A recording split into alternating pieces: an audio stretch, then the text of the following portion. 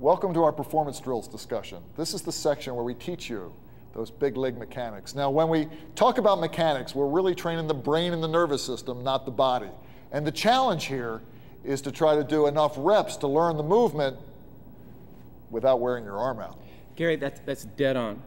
What's unique about these drills is that what Nolan Ryan, Randy Johnson, Mark Pryor, all these major league pitchers do, you can learn to do too.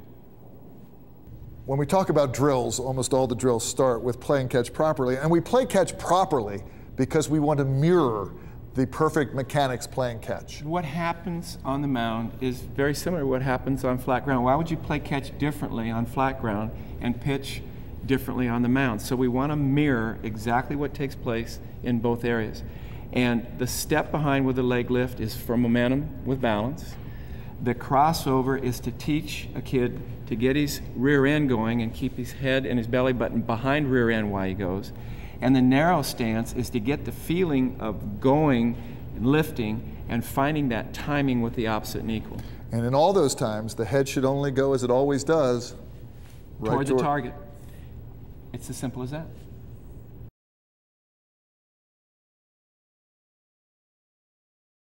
What they're going to do as a group is they're going to step behind and lift as high as they normally do when they pitch. I'll do it coming at the camera.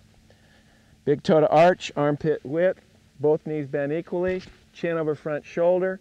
They're going to step behind and lift as high as they do when they pitch. Now, and when you're watching this, step behind, lift as high as you can, as high as you normally do, glove to target, eyes to target, ball to target. Step behind, leg lift, glove, eyes, ball. Now these are called crossovers for the camera. Basically, you're going to cross over with your knees bent. Everything is balanced. You're going to start to fall, lift, and go. And then after you go, your opposite and equal and your finish are the same as they were in the step behinds. So far, so good? Now as we watch, they're crossed over. The key here is lead with your rear end first, get your momentum going, lift as high as you normally do, and then it's just like the step behinds, glove to target, eye to target, ball to target. The key with your crossover, start your behind first, get some momentum going, lift your leg, glove, eyes, ball. All right, now I want you to put big toe in the arch, and I want you to touch both knees. Big toe of your back foot in the arch, touch both knees. We're going to try to make two legs act like one. I actually want you to push your legs together. For the camera, it looks like this. The legs are actually pressed together. We're making two legs act like one. How deep are you going to bend your knees? As deep as you can stay balanced. The hard part with a narrow stance drill is that you've got to lead with your rear end first, get your body going, but your brain tells you to put your foot down quickly. You can't do that. You got to lift as high as you normally do when you're throwing and when you're pitching. So narrow stance, two legs acting like one, big toe to arch, bend both knees equally, start to fall, lift as high as you can, glove, eyes, ball.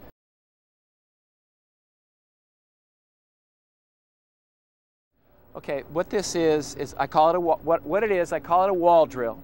And what the wall drill does is it puts you in positions in the sequence and timing that a delivery does when you're going full speed. So they're going to get their body going forward till their front foot has hit the wall, their front knee's going to hit the wall. When their front knee hits the wall, they're going to release their back foot, rotate their hip, and try to keep their back shoulder from moving as long as possible. And then when they can't do it anymore, they square up and everything is toward home plate. Now we do it with no arms, then we do it with glove side arm only, hanging on to the throwing shoulder with your throwing hand to teach squeeze and swivel. So in effect, what you're going to see, they're already spread out. Their front foot just hit the wall. All right, what they're going to do is glide forward till their knee hits. Now glove and knee should hit at the same time. All right, release the back foot, rotate the hip. When your hip gets as far as it possibly can, squeeze and swivel, or swivel and stabilize your glove and get that feeling right there. Third part of the drill is you're in an opposite and equal at foot strike, just like we talked about with our mechanics. In this position, you're going to glide forward till your front knee hits the wall. You're going to release your back foot, square up your hips. You're going to swivel and stabilize your glove. And throwing hand, glove, front knee, and foot are on the wall. hence the term wall drill. How wide they go is the tolerance thing. When we spoke, remember, you only take things to your level of tolerance. So you guys comfortable with that spread as far as how far you landed? Okay, now the front foot, make sure your front foot, boys, is pointed just like it does when you land on the mound. Now I know, Alex, that your front foot lands about like that, okay? So what do we have to make sure of? That your front foot is pointed like it does when you're actually pitching. Jake, you got that? Okay, now spread yourself out comfortably. Are you guys happy with that spread of your legs? Okay, your arms are close. Phase one, fold your arms. Okay, what's the first thing you do? Take your head, spine, straight toward the wall till your front knee touches. When your front knee touches, release your back foot, rotate your hip. Good job, both of you. Notice that neither one of their shoulders moved. Now, when you just can't stand it any longer, square your shoulders up and look dead at home plate. Square your shoulders up and hold, 2, 3, relax. All right? What's phase two? Phase two is grab your throwing shoulder. You're in your opposite and equal. Now, Alex, is your glove touching the wall yet? Doesn't touch the wall yet. You're comfortable with that's where your glove is in your opposite and equal. Jake, that's fine. All right, you're looking at your imaginary catcher. Look at your imaginary catcher. All right, take your knee to the wall. Your glove should touch. When you can't stand it any longer, release your back foot, rotate your hips. All right, when you can't stand it any longer, bring your shoulders around, swivel and stabilize your glove. Swivel and stabilize your glove and hold, 2, 3, relax. All right, now what's the third part of the drill? Both arms. You just landed with your opposite and equal. Now, Alex, your foot's getting a little funky again. Can you make sure it's pointed like it does when you land? Okay, you got your catcher figured out. You're looking at your catcher. Okay, glide forward till your knee touches the wall. Release your back foot, rotate your hip, hang on to it, hang on to it.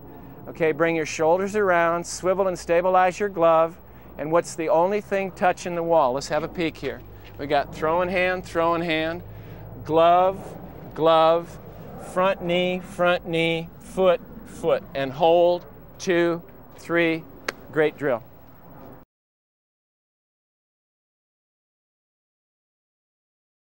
All right, we're going to go through a mirror drill, guys. Obviously, why? You look like you're looking at yourself in the mirror. So what we're after here in 3 phases, we have a no arm, we have a hold the throwing shoulder with the throwing hand and the glove in front, and we have an opposite and equal. And what we're going to do, and would you guys sequence this way? No arms first, phase one. All right, eyes to eyes, look at eyes to eyes right now, and hold that. And if we'll look, their front foot is exactly like it is when they land when they're pitching, front foot. Now, without moving your head anywhere but toward your partner's eyes, go eyes to eyes and touch the knees. When the knees touch, release your back foot, rotate your hips as far as they'll go, no shoulder yet.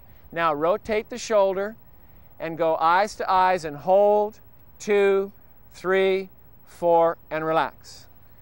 Now, phase two is grab your throwing shoulder with your throwing hand, find your opposite and equal, whatever it is with your glove, wherever it is, what you normally do, and we're going to do the same thing, but when our shoulders kick in, we're going to put glove to glove right in front of your face. It's a little artificial, but that's what we're going to do today. Okay, are we ready for phase two? Eyes to eyes. Okay, touch your knees, release your back foot, rotate your hips, no shoulders yet.